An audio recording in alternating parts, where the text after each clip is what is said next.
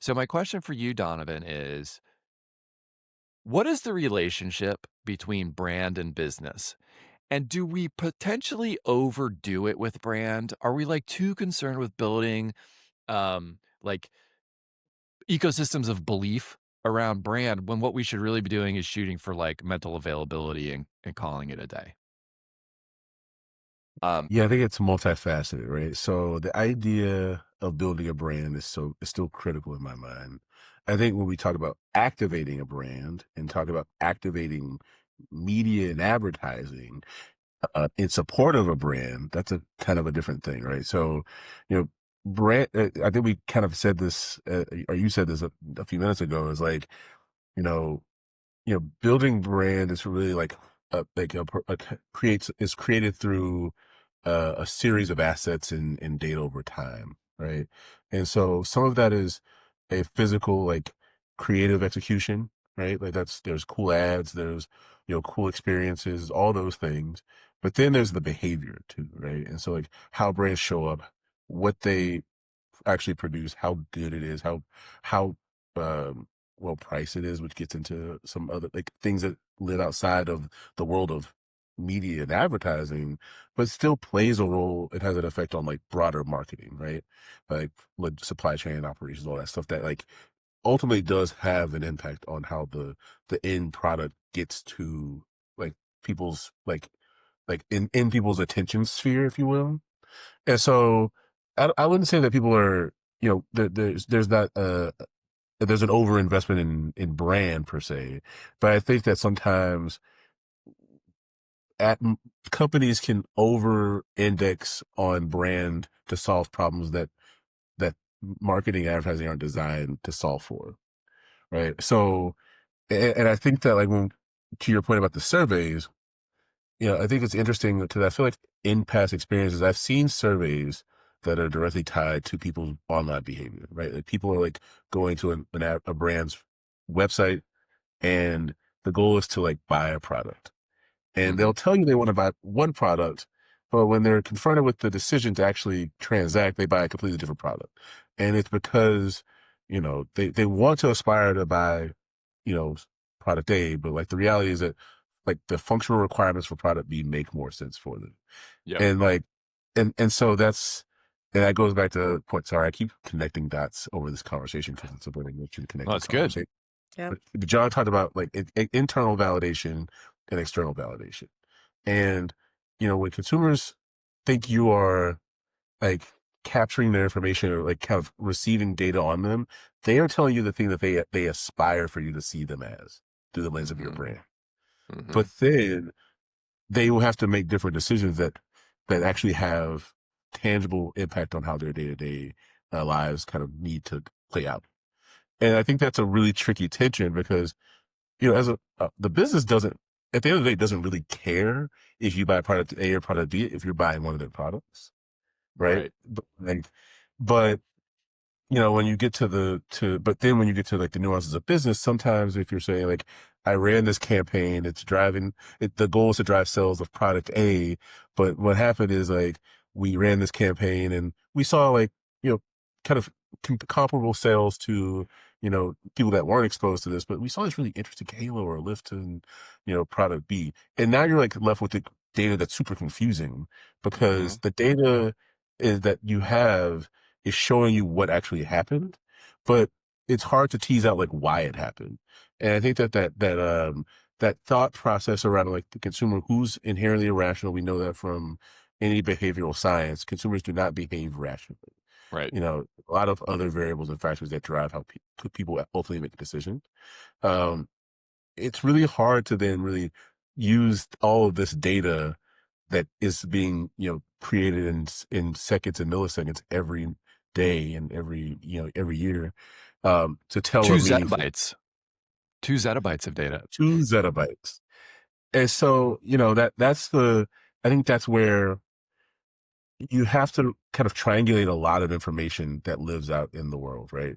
You have to look at you know like, I think you also have to take a gut check first and foremost. Like, am I, being authentic? Am I living up to with the brand values that I've established for myself years ago? And how does that then stack up to the world that I live in today? right? How does evolution of consumer sentiment and behavior like align with that, and like start to like Mhm. piece it together in a way that's much more. It's not going to be a causal kind of analysis, if you will, but like you have to look at these like relationships between like in terms of how the world is evolving and how Mhm. your brand fits in it, because there is the uncomfortable truth for some brands that they become irrelevant because they don't listen to anything in the Yep. marketplace, you know, and but then there are other brands that have remained wildly relevant, even though they kind of live with this like heritage at its core. And, I think Ralph Lauren is a really interesting brand in that regard, right? Ralph Lauren is like very much the brand they've always been from day one. But, over time, like they found a way to like be pretty, I'd say, expansive, but also feel very special, right? You could Mhm. find, like, I talked to a friend of mine who, like, lives in like the retail and like fashion world, and I was like, it's so interesting to me, right? Like, Ralph Lauren can be at Macy's, it can be at Neiman Marcus, they have their own like standalone brick and mortar Yep. establishments, and those are three really distinct experiences, and like quite frankly, three different product sets. Um, but everyone that like has buys Ralph Lauren in some capacity is connected to Ralph Lauren in today's world. And Mhm. like they know the heritage of Ralph Lauren. They know, that they hear the story about the cars, his car collection, and how he like made the ties when he was like coming up and sold them to, I think it's Bloomingdale's was the his first um like basically first purchase order.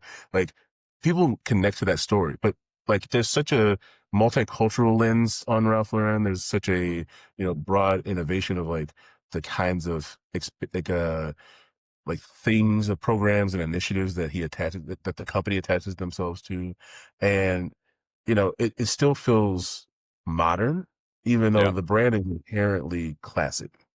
Yeah. And I think like when brands start to like understand, like, hey, like who we are is like really rooted in like this classic like vintage kind of aesthetic, and like but we can make that feel modern and fresh.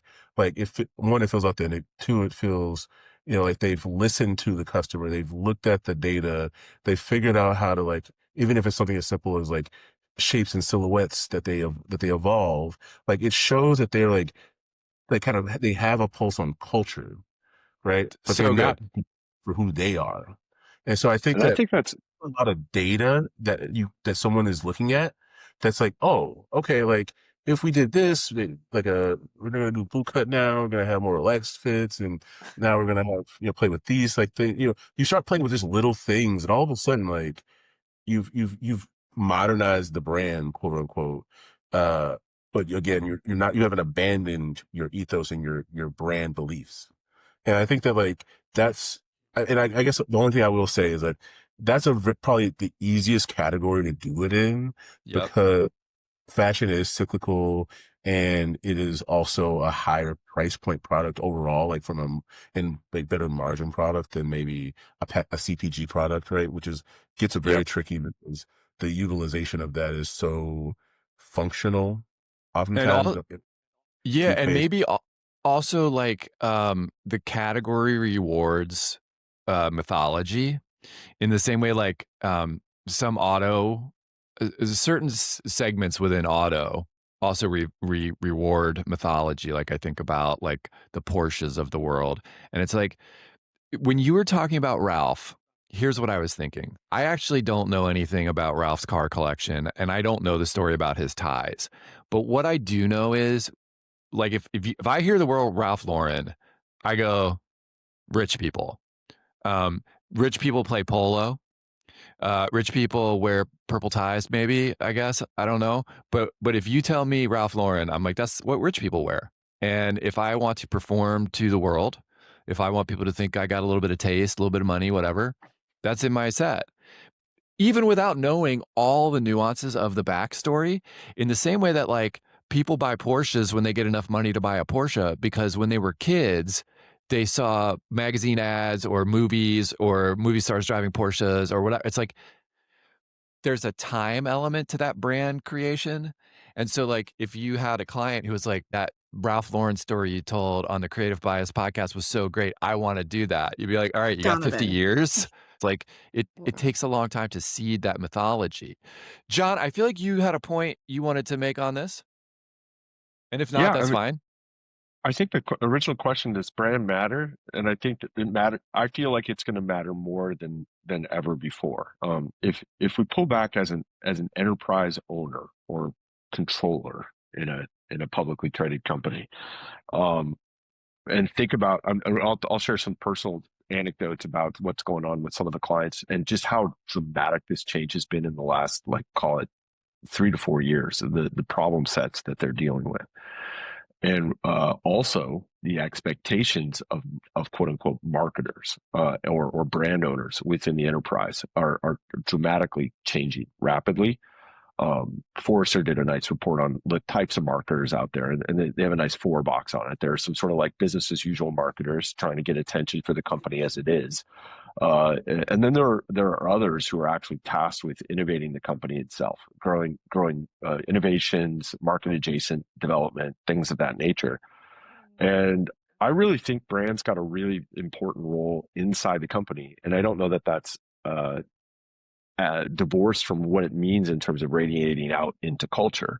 What I'm so think of stepping back a little bit. I think we all recognize this is one of the most radical, um, you know, times of disruption and industrial revolution ever.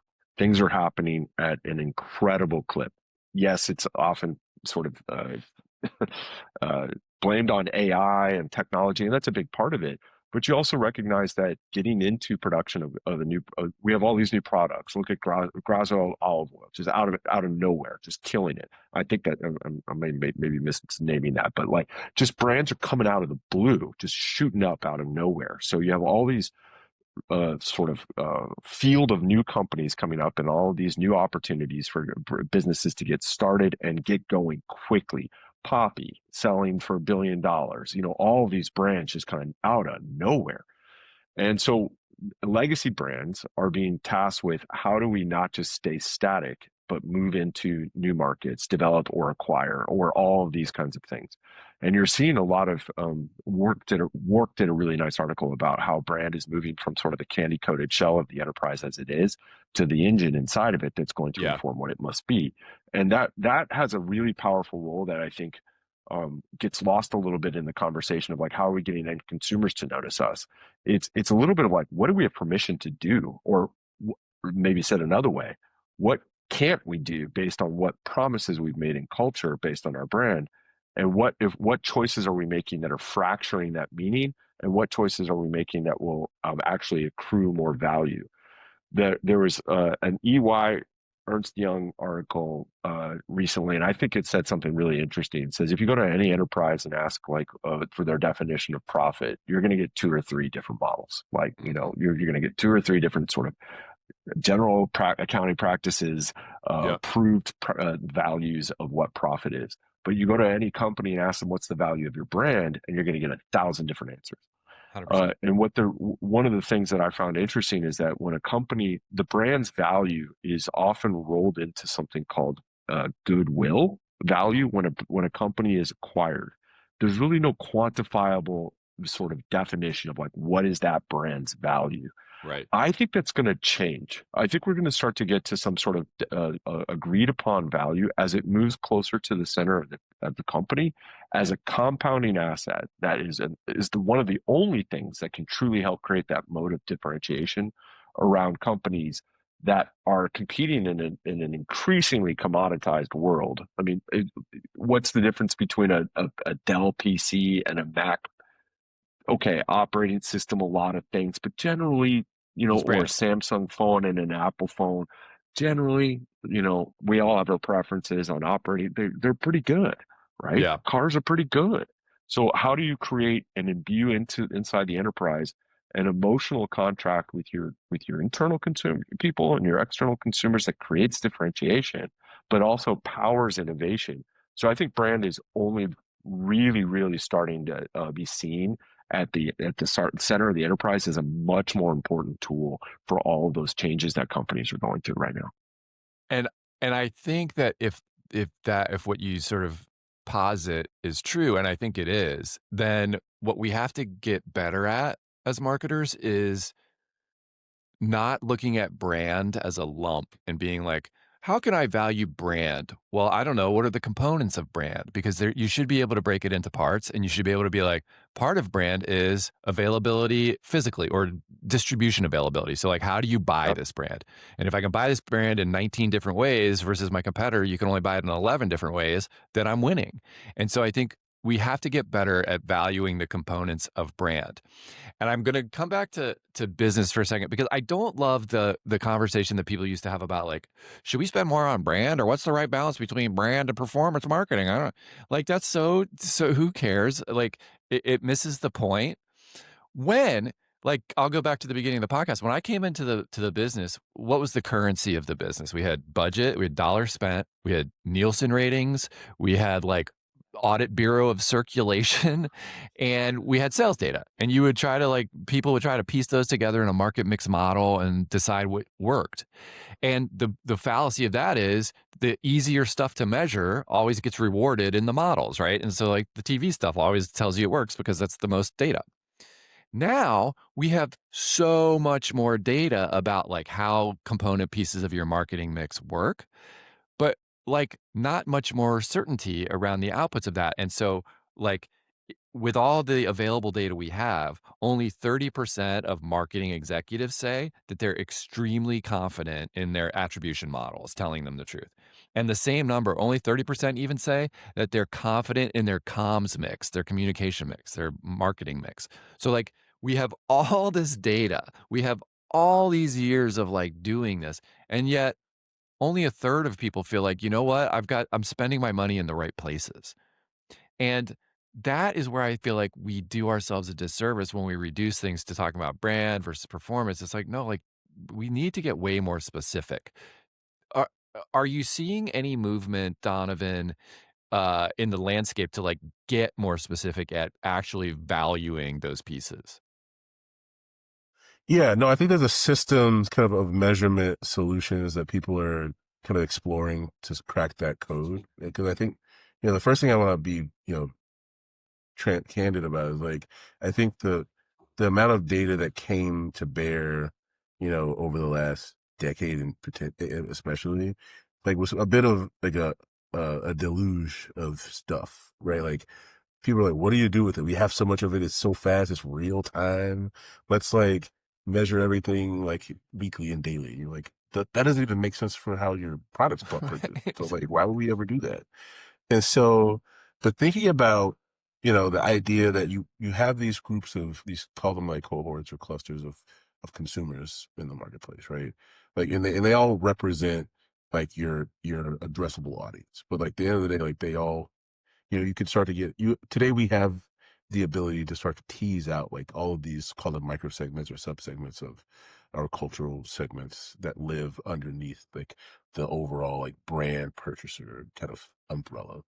And then being able to look at those you could see like what happens like moment to moment, whether that's weekly, monthly, quarterly, annually, in terms of how they interact with your brand, both from a content like receptivity perspective, and then also from a brand buyer perspective. And what that actually has, started to like unpack is these interesting, kind of like views into worlds, which is kind of, again, like we talked about at the beginning of like, there's so many different like prisms, this very prismatic culture that we live in today. But like we can start to look at some of those if we take the time to do it. Mhm. Again, just like building brands, like measuring brand and measuring like how brand drives business takes time too. And I think that like that's part of the trick. But like we're closer than we've ever been to start teasing that out and start to be like, okay, like we're resonating here, we are not resonating here. We're building something here. It's not necessarily paying out in sales yet, but we're seeing like a connection build. We're and so you can start to tell the story of like, here's our like path to growth, or here's our path to like, you know, maintaining relevance in the marketplace towards the future. Um, but again, like, it takes time and it takes, you know, a lot of focus to do that, because now you have to take that to someone who's mainly focused on the next 12 weeks. Yep. And Yep. like, great, Totally. you're telling me that you have this like trajectory to do this thing. You see this possibility of a breakthrough here. You don't know when, but you see the movement, and maybe you can forecast it. But like, you have a lot of inferences and data today that get you closer to that. But now you have to sell that in to someone and say like, trust me. Like, I know you said 12 weeks. How about 36? Or how about like 50, 50 or 60 or whatever, right? Like, I might just need more time, Mhm. because the investment will have a yield a return, but I do have to like continue to stay the course. And Yep. this is the data that tells you that, but like, it's not always, again, like, it's not always like and it never actually never is a directly causal like link. Like, it's Right. all a system of inferences and like, correlative data that tells me that these things are moving in the right direction. And I think Yeah, that I would that's where add. Oh, sorry. and I Sorry, think that's Donovan. just it's tricky, is like balancing like your ability to collect the data and craft that story, and then sell that vision to someone who is literally thinking about top line sales, right? Because Right. and I think that's what you're kind of getting at, Steve. I think when you're talking about like, how do you find, like, we find ourselves with so much data, and we find ourselves talking about brand, but there's still this like business kind of dimension to it that oftentimes seems to be at odds with the idea of what brand building has been to marketers over, you know, decades, right? So I don't have the answer for it, because the data Yep. is there. And I think, again, if people are taking the time and being intentional about crafting the story, you can build a pretty strong case and body of work that can articulate that, but you have to get people to Mhm. buy in. And I think that's the hardest part right now. We're like, it's like that 1 yard line, if you will. Like, you've made it all the way down with all these the kind of technological and data innovations, but like, there's still like the convincing part, right? Yep. So,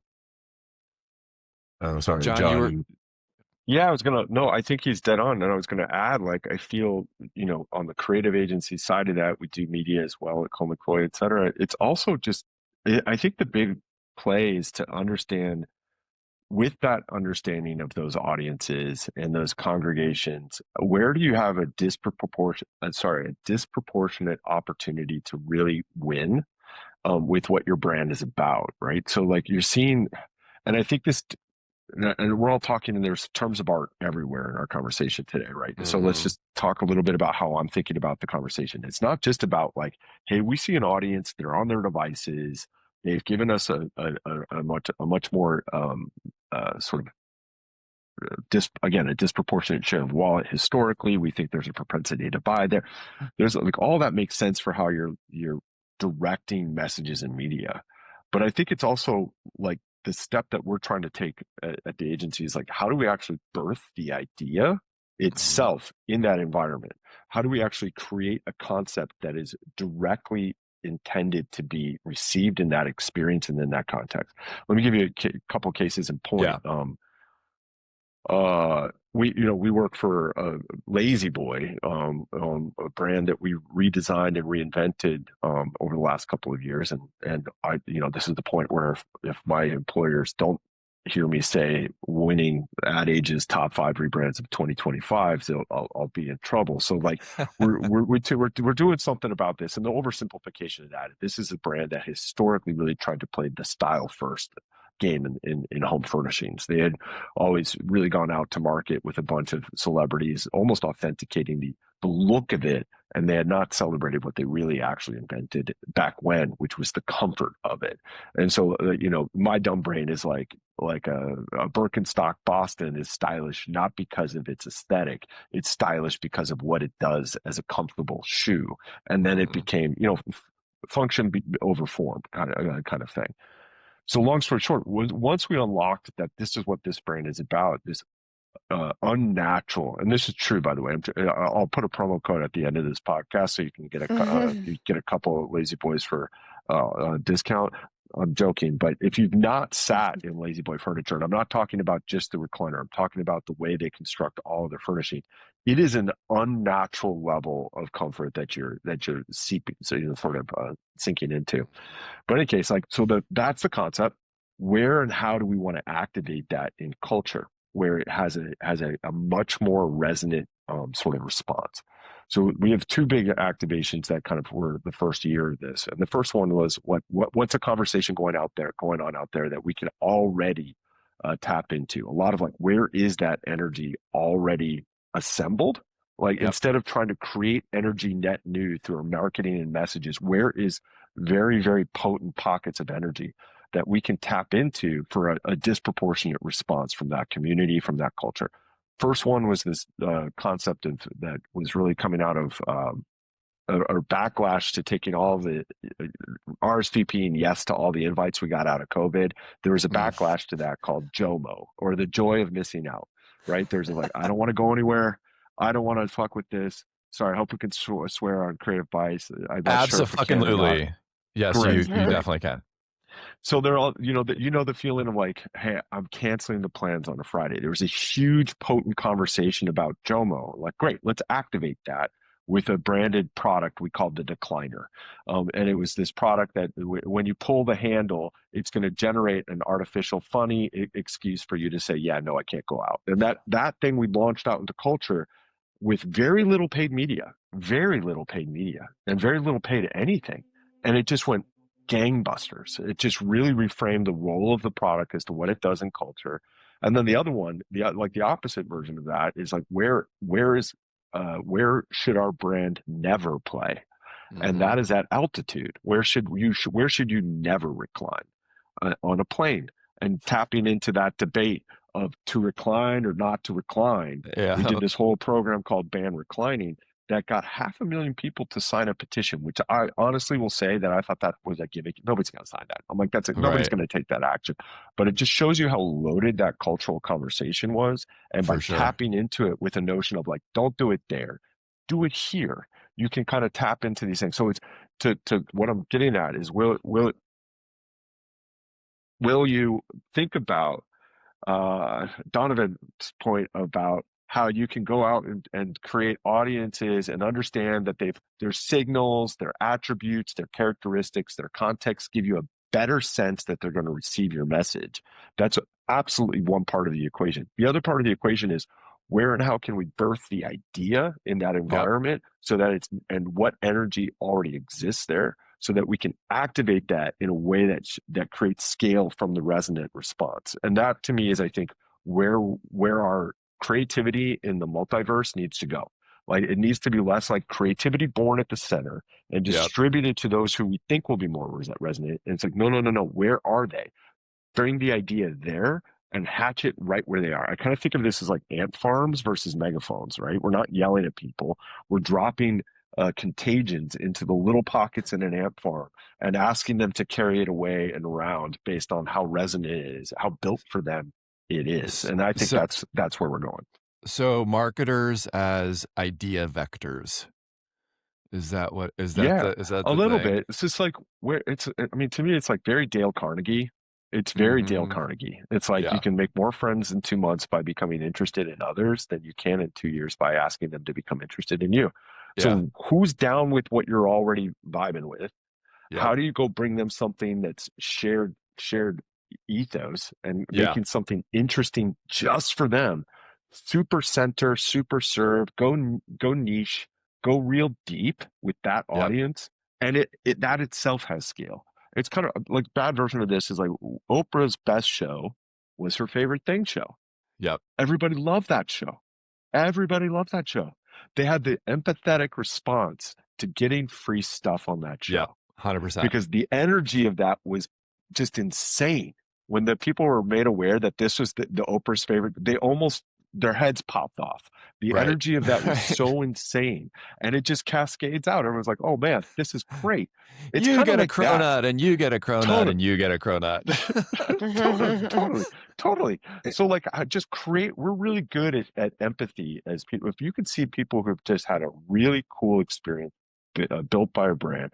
That to me is part of the new scale equation. How to get Mhm. energy to kind of emanate from somebody who's really gotten centered by a brand in an interesting way, whether that's culturally, whether that's contextually, culturally, like Jomo, or context based on planes, or real actual people that you're actually centering and giving them some value. I think it's just a shift on how we achieve scale and resonance. And I think that's going to be a bigger tool in the toolbox going forward.